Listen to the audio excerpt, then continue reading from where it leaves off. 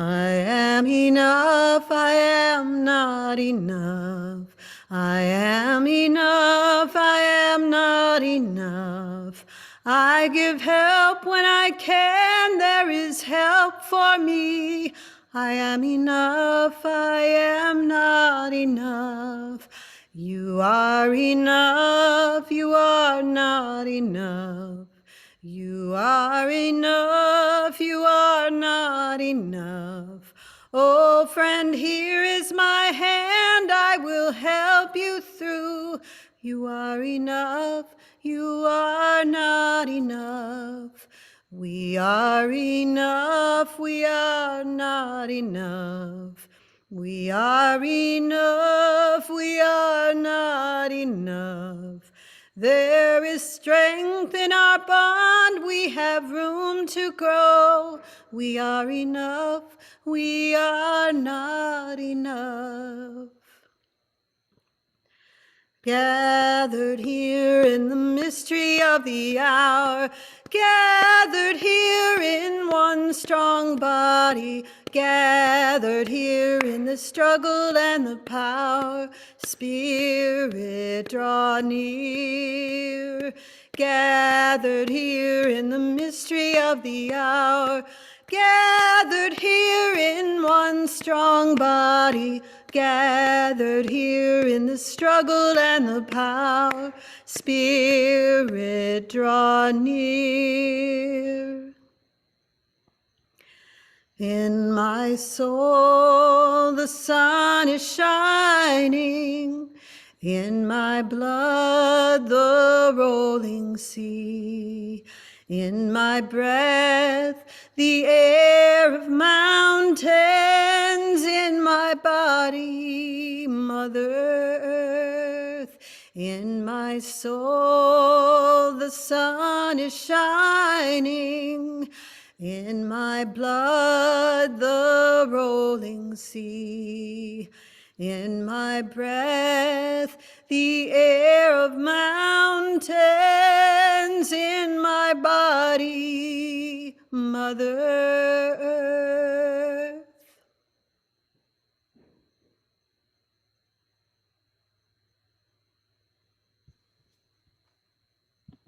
Good morning and welcome to White Bear Unitarian Universalist Church.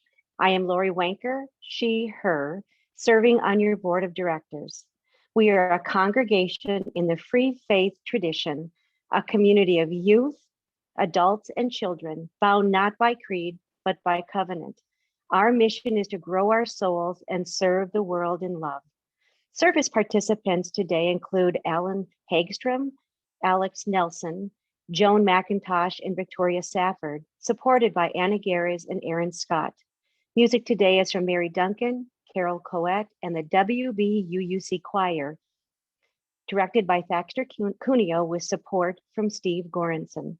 Today, after the service at 11:15, we hope you will join us for Cyber Social Hour.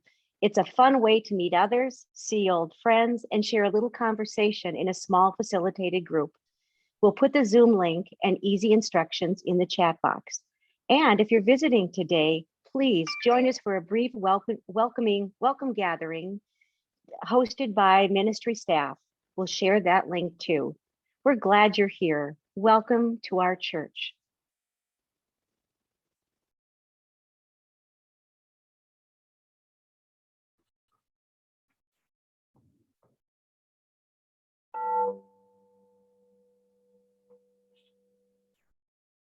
Come into this space which we make holy by our presence.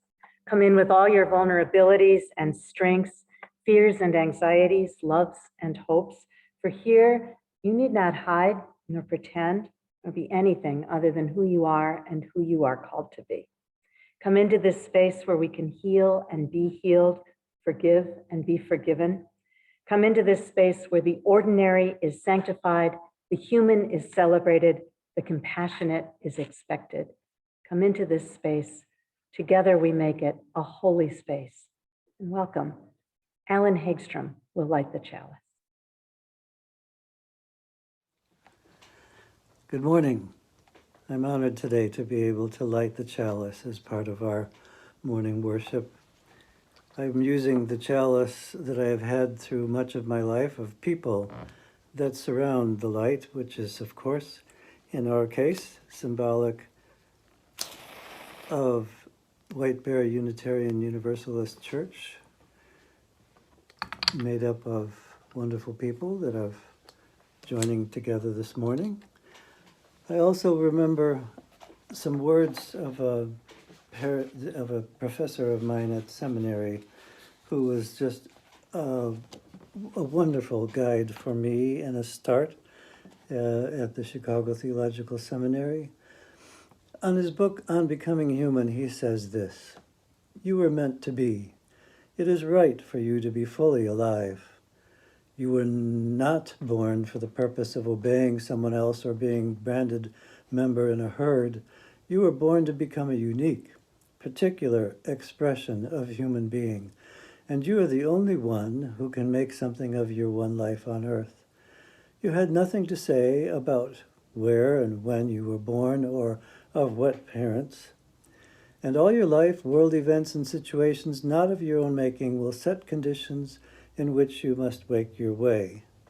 But you remain in charge of your decisions and what you intend to mean in those events."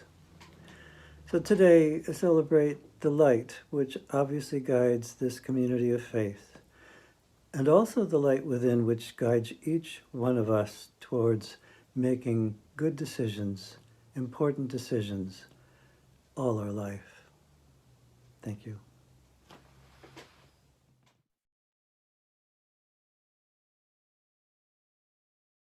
Please join me in the opening words. Love is the spirit of this church, and service is its law. This is our great covenant, to dwell together in peace, to seek the truth in love, and to help one another. Our hymn is Do You Hear, number 112 in the Gray Hymnal.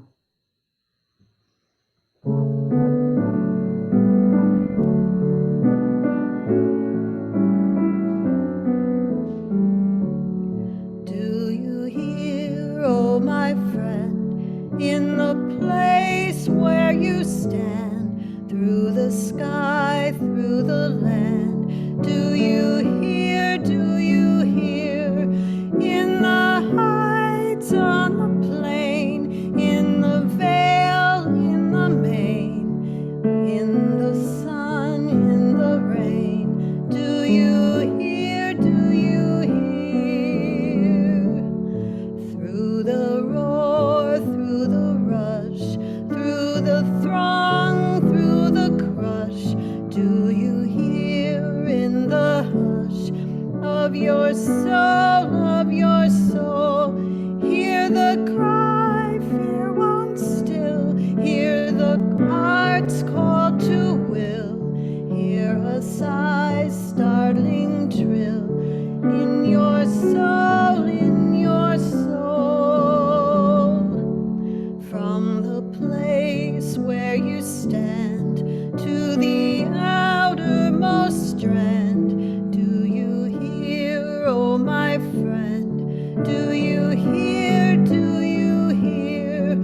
all the dreams, all the dares, all the sighs, all the prayers?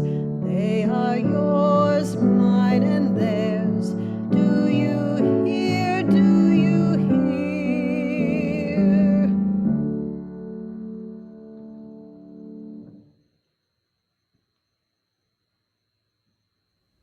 Hello, WBUUC community. My name is Stephanie Majors, and I am a member of the Sanctuary Committee here at WBUUC, also known as Love Lives Here. I joined the Sanctuary team about 4 years ago in its early stages. Although I initially volunteered to help out with some of the behind-the-scenes tasks it would take to host a family, I soon found myself involved in a variety of roles, which frequently changed as we navigated our way to literally inventing the wheel as to how to host, protect, and foster our small, dear family. As a team, we were constantly stretching ourselves, stumbling along the way, and celebrating the small victories with and for our family. Throughout the time our family was with us in our church, and since they have been able to secure independent housing outside of our building, I've been in constant awe and amazement at the dedication and selflessness that the members of this team have put forth. We have no sanctuary guests in our building at this time, but WBUUC is still a sanctuary church, and our work on immigration justice continues. Our members represent WBUUC on interfaith collaborations with the St. Paul Sanctuary Coalition and others, helping provide shelter, services, and resources for asylum seekers. Members of our church continue to attend immigration hearings, bearing witness to the stories and circumstances leading to deportation and detention. We've received several requests this year to house new sanctuary guests. Because our building is closed, we've channeled our support toward providing crucial funds to other congregations able to give shelter. One recent case involved a young pregnant couple from West Africa and their toddler, plus a third adult, a sibling who is a gay man. The whole family was persecuted in their home country and fled for their lives. With our help, they found sanctuary in a local Unitarian Universalist congregation. We were glad to make that connection so they could be safe. Our own guest family is thriving in St. Paul. Both children are in school and everyone is healthy. Because they are working, we've been able to decrease our rent support, and the family now carries that responsibility on their own. Our volunteers continue to be after-school tutors as well as helping out with medical appointments as needed. For now, because of backlogs in the courts, our guest deportation hearing has been postponed. She remains hopeful that when her case is heard, her family will be granted asylum. We want our sanctuary fund to always carry a balance sufficient to help with legal fees if they arrive, and when the time comes, we will help her make her case. Immigration justice is about hospitality. It's about softening the borders of our hearts and working to change policy so that when we say all are welcome here, we mean it. Today's offering supports the ongoing work of our congregation's Sanctuary Committee. I hope you'll be generous. Thank you.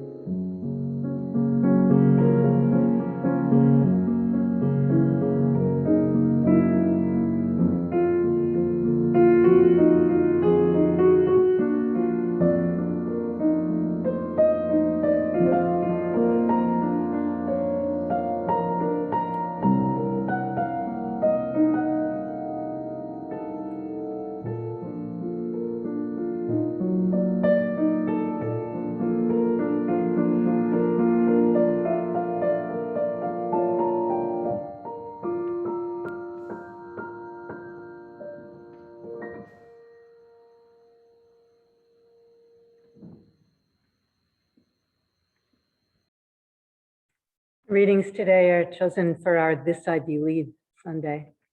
The first is from William Henry Channing, 19th century Unitarian. To live content with small means, to seek elegance rather than luxury and refinement rather than fashion, to be worthy not respectable, and wealthy, not rich.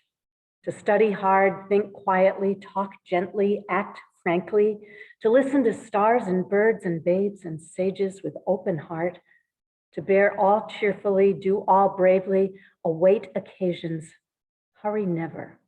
In a word, to let the spiritual, unbidden and unconscious grow up through the common, this is to be my symphony. The second reading is from Walt Whitman from his preface to The Leaves of Grass in 1855. This is what you shall do. Love the earth and the sun and the animals, despise riches, give alms to everyone that asks, stand up for the forgotten, devote your income and labor to others, hate tyrants, argue not concerning God, have patience and indulgence toward the people, take off your hat to nothing known or unknown, nor to any person or number of persons. Go freely with poor and powerful people, and with the young and with the mothers of families. Re-examine all you've been told at school or church or in any book, and dismiss whatever insults your own soul. And your very flesh shall be a great poem and have the richest fluency, not only in its words, but in the silent lines of its lips and face, and between the lashes of your eyes, and in every motion and joint of your body. The third reading is from Murray Oliphant, a member of this church for many years until his death in 2009. This is from an email he sent me in 1999. When I was a kid, you won't believe this, but I'll tell you anyway. When I was a kid, you would wish on a hay wagon going by.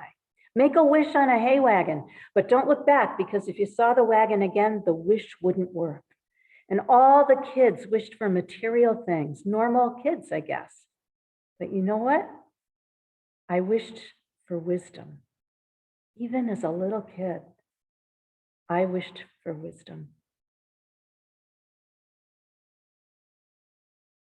For many years, our congregation has made a practice of inviting members to share on occasional Sunday mornings their journeys of faith or philosophy, how they've put their lives together, their convictions, ethics, beliefs, how their own souls show up in the world and in community, where their hope lies and their wonder and their doubt, what it means to be part of a living tradition in which all of us are works in progress, like the cosmos itself, all of us wishing for wisdom, like Murray long ago.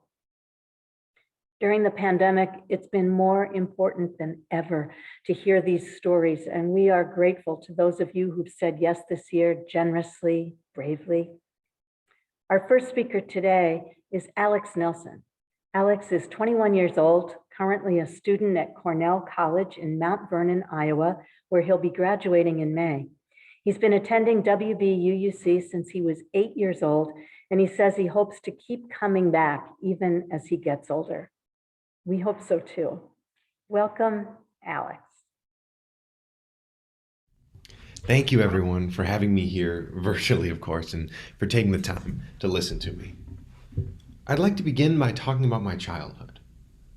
I don't know if I'm in the minority or not, but I was lucky enough to grow up as a Unitarian Universalist. As a child, this meant three things. One, a love of coffee was imparted at an early age and expected. Two, at school, nobody understood what religion I was when I loudly proclaimed, "I'm a UU."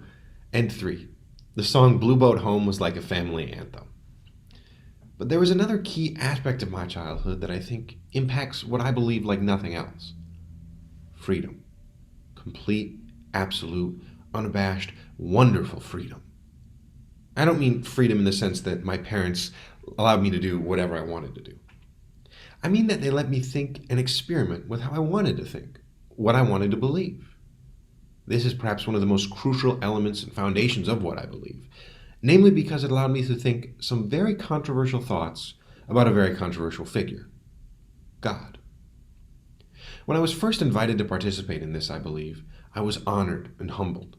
So many amazing and wise people have spoken in this format before. I can remember several This I Believe speeches and how much they helped me consider and reflect on my own opinions about the universe. And here I am, a 20-year-old kid trying to make my way through life, tasked with imparting some wisdom onto our already wise congregation. What on earth could I have to say that would be meaningful, new, insightful, or profound? Well, I can't promise that I'll have anything new, meaningful, or insightful, or profound to say. But when I was thinking about what I wanted to talk about, I kept going back to my childhood, growing up as a UU. My experiences when I was young, younger than I am now at any rate, have helped me form my beliefs and make me who I am today. And there's one question about my beliefs that I always have been stuck on, ever since I was a young UU and RE. The question of the existence of God. I've always had a tense relationship with God. I remember hearing an old joke about being part of a UU church that I think perfectly describes my beliefs about a higher power. It goes something like this. A newcomer comes to a UU church for the first time. She sits down, sings some hymns, listens to the sermon. Afterwards, one of the regulars comes up to her and asks, what she thought of the service. The newcomer replies, "I didn't agree with anything that the minister was saying." The regular smiles and says, "Oh, good, then you'll fit right in here." I haven't agreed with almost anything I've heard about God. Yet here I am, fitting into this great spiritual journey that all human beings are on, both UUs and non-UUs. I don't have a great history of trauma or pain. Life has been relatively easy for me. And yet grappling with the question of God has been of the utmost spiritual significance for me. So I'd like to continue with the phrase guaranteed to break the peace of any family Thanksgiving Day dinner. I'd like to talk to you all about God. My earliest memory that I can remember thinking about God was when I was very young, probably about 6 or 7. I was talking to my grandmother about my thoughts on heaven and hell, God and the devil. I told her that I thought the devil was responsible for us doing bad things, and she told me that the devil was once an angel. I was utterly confused. How could the source of all good bring out a source of all evil? Thinking more about it, it seems to me to be a parable of some sort, about how there's no such thing as an absolute. Anything in excess can be bad, or fall from its good and turn afoul. I think we've even seen that in democracy these past few years. The rise of Trumpism, hatred, and division all seem to show the angel of democracy has fallen somewhat. Of course, none of this nuance made any of its way to my 7-year-old self. All I thought was how ridiculous that the proposition of the devil's lineage sounded, and how to me it seemed to be nonsensical. This developed later in life to me being around 10 to 12 years old, proudly declaring to my mom and dad that I did not, in fact, believe in God. How audacious and bold, I thought, to be the first person ever to reject the existence of God. How wrong I was to think that I was the first person to ever think this way. Socrates, for instance, was accused by some Athenians of impiety, of disbelief in the gods. And atheism is hardly a new proposition. In many ways, this is understandable. Wars, plagues, famine, death, COVID-19, countless other atrocities seem to show that God is, at the very least, criminally negligent and would be sued within an inch of his life if he were here on earth with us today. But the litigious nature of God aside, the question of evils in this world remain very strong detractors to God's existence. Just look at recent events, one that I'm sure has been on all of our minds.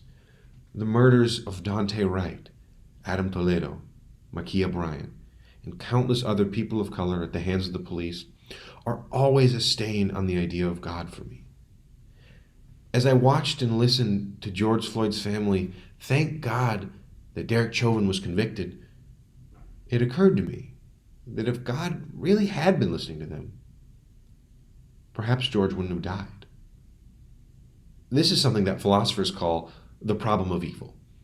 Essentially, it's the idea that God cannot exist in the traditional conception of him, all-powerful, all-good, all-knowing, because evil exists in such terrible capacity in the world. If God is all-powerful, why would he let evil occur? Surely he has the power to stop it. And if he is all-loving, why did he let evil occur in the first place? Even if it's necessary for some higher purpose, why would a caring or loving God make such evil a necessity? All these questions surrounding evil in the world seem to condemn God to be, as Nietzsche says, merely a mistake of man. And the older I got, the more this question of evil was put to the test. As a part of growing up here at WBUUC and going to RE on Sundays, I had the chance to visit a multitude of other religious organizations during their respective worship times. I went to a Jewish temple, an African American Episcopal church, a Hindu temple, and an Islamic mosque. Seeing so many different perspectives on religion and the big questions in life really caused me to re-examine my own beliefs.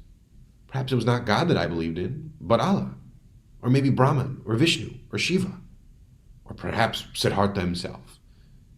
But despite trying on each of these other religions, I never felt like I could truly believe. I couldn't get past all of the evil and horrible things I was seeing in the world. Why would Allah let people use his name to harm others? Why would Yahweh permit the horrific treatment and abuse of the Palestinians? How is it that the Buddhist and Hindu conflict in parts of India is so violent and yet both religions are so peaceful? As I aged from a preteen to a full-on surly teenager, I became even more disillusioned with God and religion, even after trying to experience so many other points of view. I can recall a conversation I had with my dad. Talked about how awful religions could make the world and how that seemed to disprove the existence of God. My dad responded by pointing out all the good religion does in the world. I mean, for one thing, it gives us the WBUUC choir, which I'll admit is a pretty good mark in religion's favor. But it also grants people a sense of community and home, a safe space of being and belonging. And I agree with my dad. I love WBUUC. I love the connections we and other groups of people have all around the world, and I love the wonderful spiritual work that we and other congregations do. But God actually existing? Impossible. I couldn't believe it, largely due to the problem of evil. It's easy to lose faith in goodness and humanity, much less God in the times we live through. We're all sick of social distancing and COVID-19, keeping us apart and isolated. We are all sick and tired of police killings of unarmed people of color. There are so many problems in the world. How can there be a God? My 10-year-old self feels vindicated right now, hearing these things spoken aloud. But there is an aspect of this God question that I've left out of the conversation that I didn't consider until recently. The problem of God is about so much more than just the possible existence of a bearded white man on the throne. It involves thought on our morality, on our mortality, and our connections with each other. So even though I've talked mostly about God for the past few minutes, I think that in reality, I was talking about something more, larger than us in our own time, larger than God himself even. And this is where I think my beliefs have evolved the most. I've always been so concerned with the problem of evil that I forgot to look past the discussion of God's existence and see the bigger picture. Us, humanity, people. My mom, my dad, my sister, my dogs, my church, my school, my community, my country, my world. These things are not mine. They do not belong to me. But I belong to them. We all belong to these things, and many others. These things that bind us together create a being, an entity larger than us. This common unity we all share creates and focuses actions that combat and destroy evil and put love into the universe. I remember being 17 years old, hugging my family, crying about the death of my dog. I can still hear our sorrow. I can still feel our shared grief, touch the love and warmth we all held in our hearts that day. It is a deep well of emotion that is powerful and sad and wonderful and incredible all at the same time, and sustains me to this very day. I remember being 16 and participating in a service trip to Guatemala. I remember helping members of a local community build a house for a family. A boy my age went and helped the workers build the roof for the house, a roof that would provide shelter for his family. I'll never forget the pride and love and sheer joy in his mother's eyes as she watched her son build their house. I remember a few days ago seeing a Facebook post going around about one of my favorite substitute teachers in high school, Mr. Ferraras. He needed, and still does, a transplant surgery, and the post was raising funds to help with the transplant. Even amidst this disaster of a healthcare system in the U.S., we find ways to love and help one another. I remember being in class, reading the poetry of Neruda, Whitman, Ginsberg, Ferré, Blake, Lorca, Bard, many more for the first time. I can still feel their rhythm in my soul. I remember the protests in the street, a beautiful chorus of voices calling out for justice, for peace. And I remember tough, hard-hitting conversations with family and community members about justice. I remember that for every bit of bad news, for every act of evil and destruction, in each person, there's a beautiful seed of hope, love, and joy. In every corner of the world, even in darkness, there is light, there is love, and there is hope. How could we not say that these things are all God? I define myself as agnostic. I don't know if God exists or not. But I do know that we exist. Humanity exists. Love exists. Peace exists. Justice exists. And despite the problem of evil, the ever-present forces of darkness and despair, there is and always will be good. And this is the magic, the wondrous nature of being human, of our journey. We can be our own God, our own force for good and love. I don't know much about the world, and I'm still figuring out what I believe. But I proclaim, loudly and with love, that this I do believe in all of us. Thank you very much.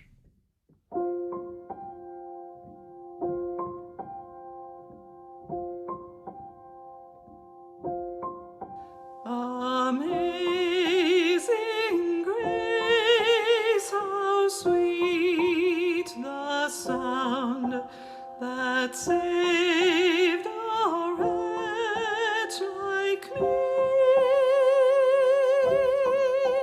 I once was lost, but now am found, was blind, but now I see.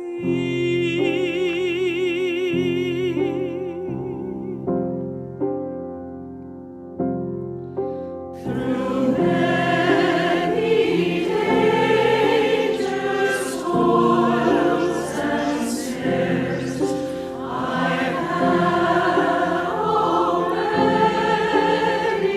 gone. 'Tis grace hath brought me safe thus far, and the grace will lead me home.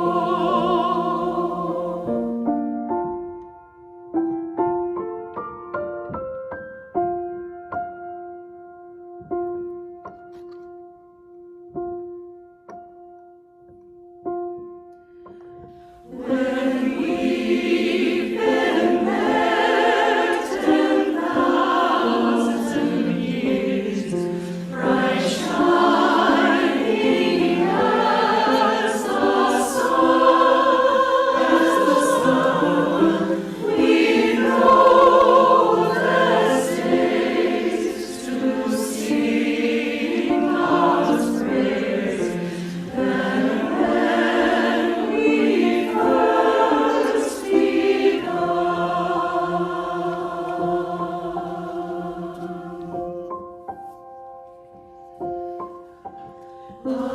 Amazing grace.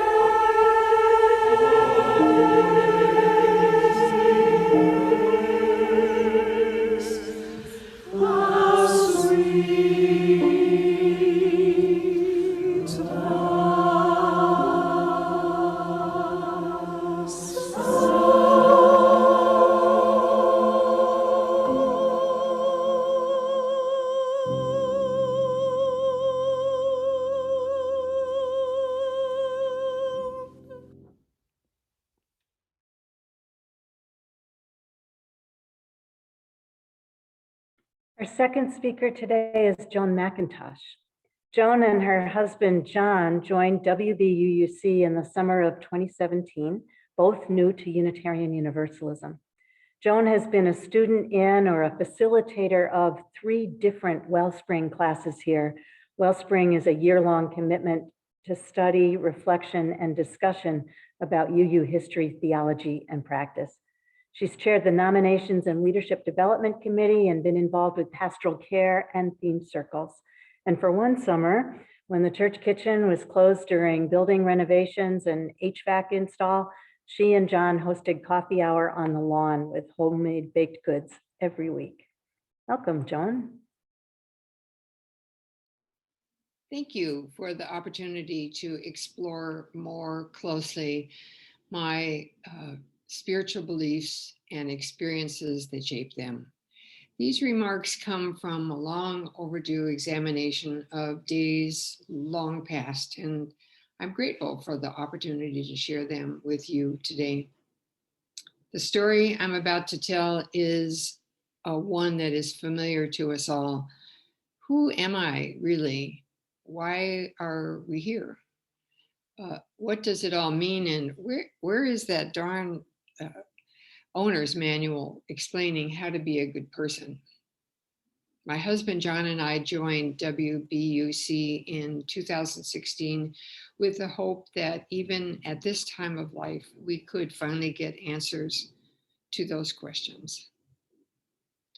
I believe that the foundation for a spiritual life begins within one's family and childhood experiences, as Maslow suggested in his hierarchy of needs.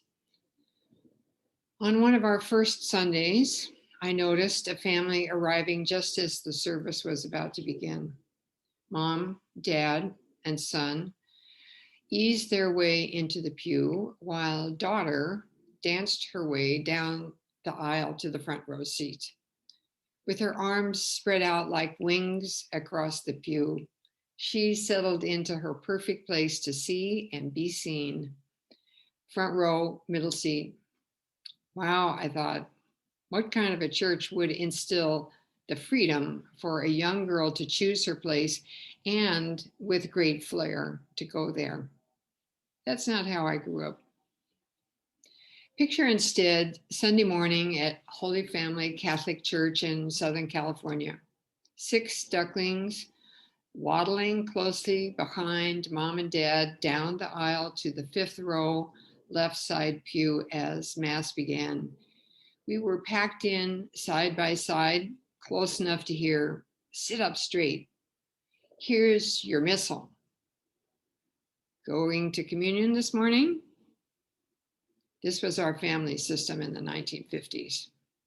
We followed the traditional forms of worship. Parents could park their large families in Catholic schools under the ever watchful eyes of nuns and brothers. The Catechism explained the Apostles' Creed. My priest heard my sins and dispensed penance to keep me on the straight and narrow. The church made it easy to provide a religious education and a safe social life. We had no relatives nearby to guide us. My parents were not religious people. Dad worked long hours and mom did her best to be a mom. And as the oldest child, my job was to keep the younger ducklings in line 24/7. I believe that the deep spiritual longing we often feel opens to something that we cannot name. It leads us to the mystery of being human in this life on this earth and powerless to understand it. Despite my role in the family, I followed the rules, kept my uniform clean, and waited through 16 years of all girls Catholic school for a future of my design. Yet during those many church hours, I would notice a warm stirring from deep within my body. Singing in the choir, hearing the Christmas stories, and breathing in intoxicating waves of incense These carried me back to the early days, the stories of Jesus, Mary, and Joseph. Jesus was a humble and holy man. His parables taught me a kindness and a mercy I could aspire to, but I could not accept the Trinity and the church as the ultimate source of wisdom. I heard, "You are a Catholic, and this is what you will believe."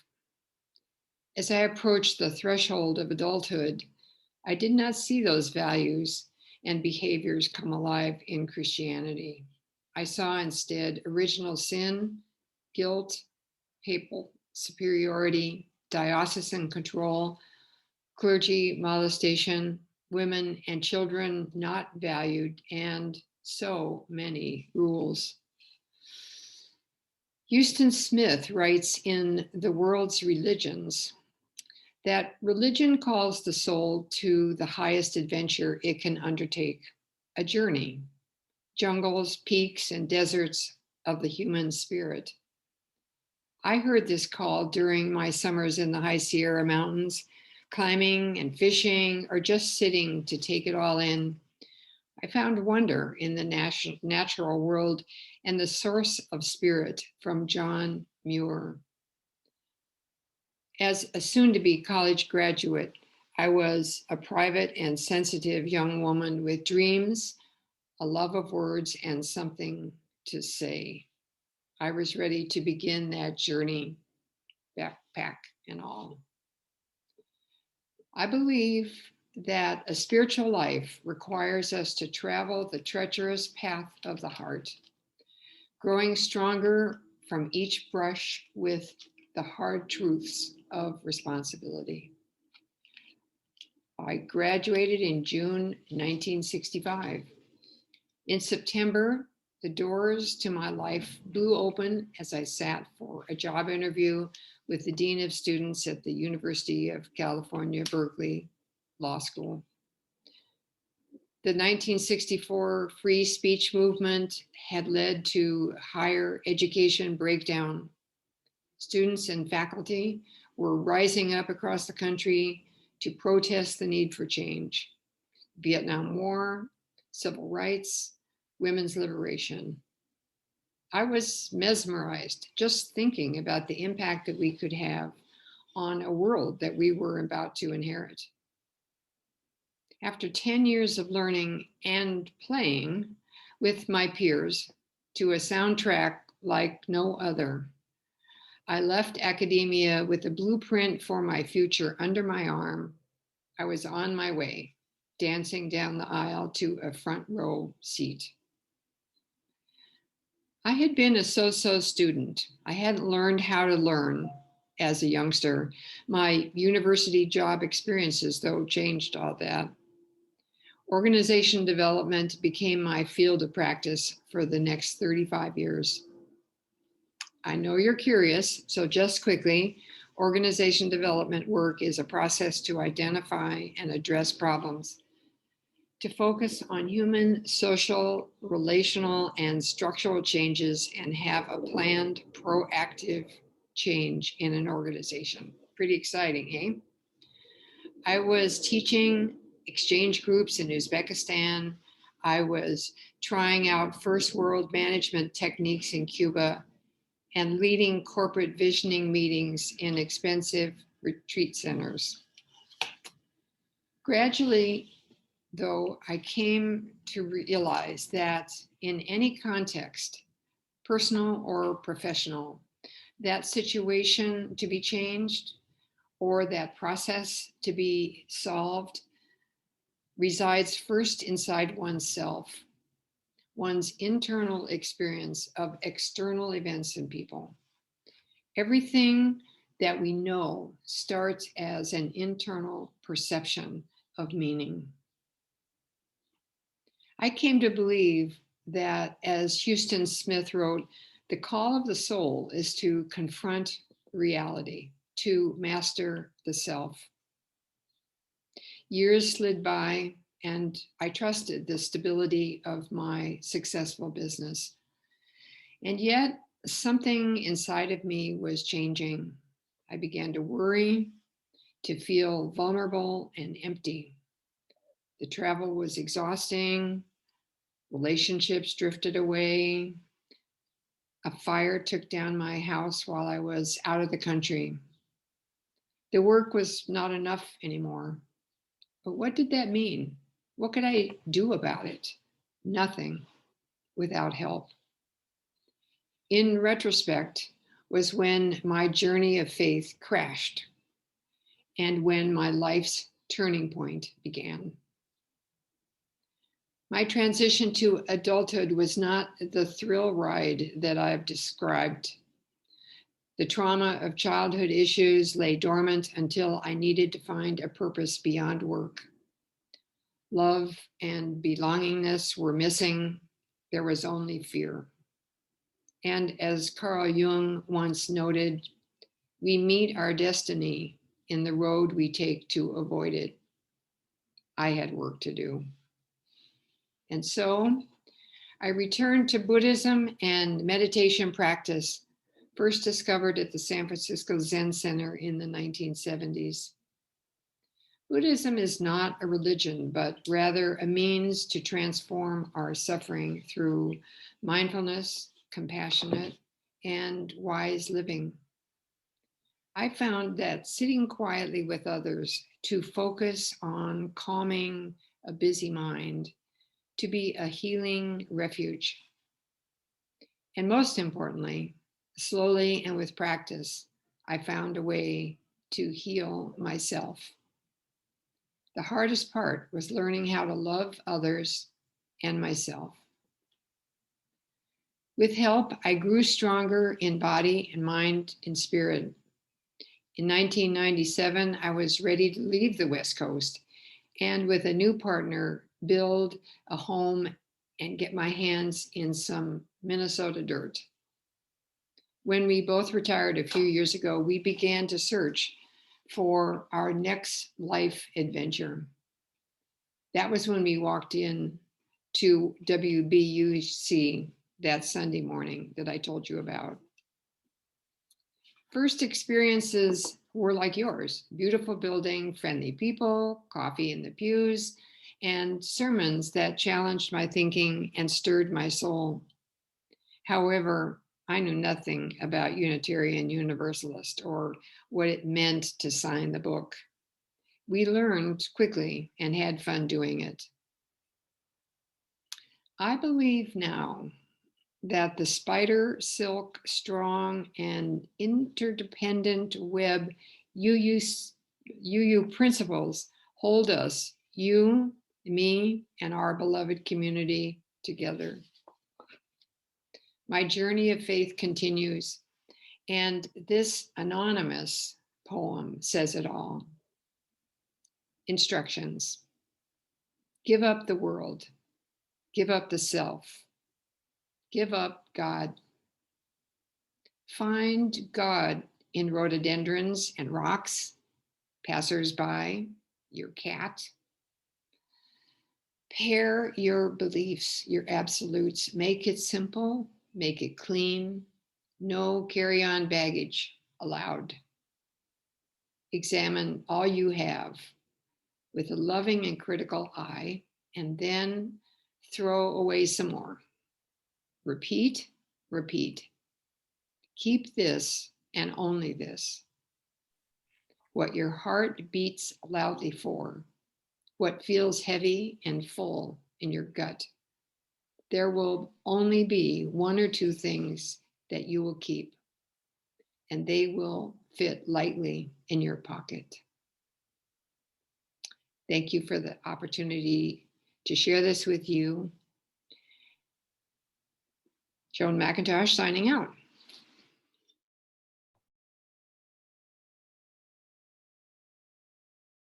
Joan, thank you.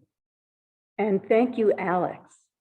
In very different ways, very different stories, you've each reminded us eloquently and urgently that what is sacred is what is shaped between us and among us. This religious way you've chosen, we've chosen, requires us to touch something deep, to know something deep inside ourselves and cherish that and own it, but we can't rest there. as individuals, one by one, clutching our own truths. We offer them bravely, tentatively to each other, to the world, and then our truths change, and truth itself changes, and this is holy work. So thank you, Alex, and thank you, Joan, for sharing your strong light with us and reminding us how interwoven we are even now. Let's take a breath, all of us, and for just a moment, rest in prayer together. This morning, we are grateful for the gift of wise and generous teachers, for many companions whose lives and stories are like lanterns on our way. When our own lights flicker, when we're tired or afraid or unsteady, the light and love of others here steadies us and saves us again and again. Everything we know of God, we know through one another and through the lovely living world, the beautiful broken world of which our bodies and our souls are just shining fragments, no more and no less. For those who are lonely this morning, isolated, grieving, may there come the assurance, may we be the assurance that they are not alone. For those who are sick in body or spirit or mind, may there come healing and rest, and may we be bringers of the healing. Friends, this is the day we are given. May we be joyful and glad, forever grateful, always amazed. Amen. Our closing hymn is Blessed Spirit of My Life. It's number 86 in the gray hymnal.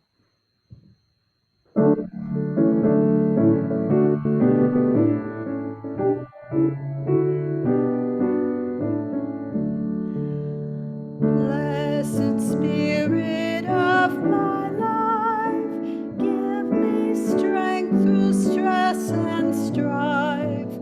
Help me live with dignity.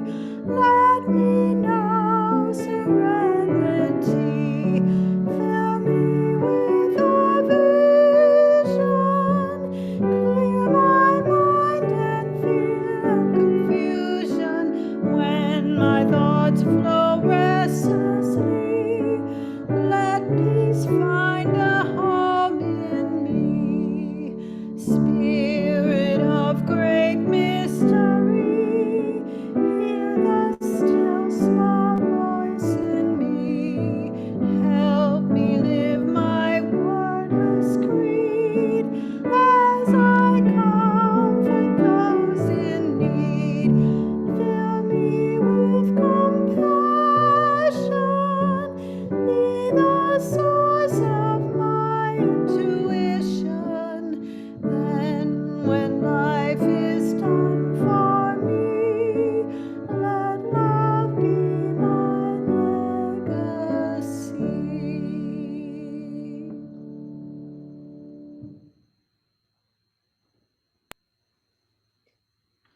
Please join me in the closing words. May peace dwell within our hearts and understanding in our minds. May courage steel our will and love of truth forever guide us.